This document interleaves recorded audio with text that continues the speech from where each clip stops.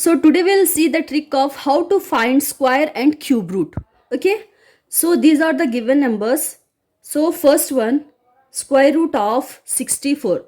First what we have to do, we have to add both the numbers. 6 plus 4 is 10, minus, we have to minus the given root, means 2. So our answer is 8. So 8 is the answer of square root of 64. Second one is square root of 25. Here also we apply the same. First add both the numbers. 5 plus 2 is equal to 7 minus given root number minus 2.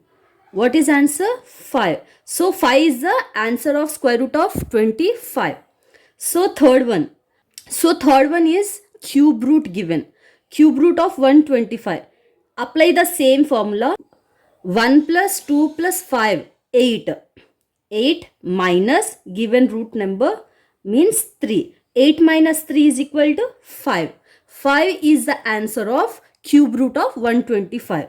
So the last one is, I am giving homework for you. You have to do it and tell me your answer in the comment section. Okay. I hope you like this trick. Thank you.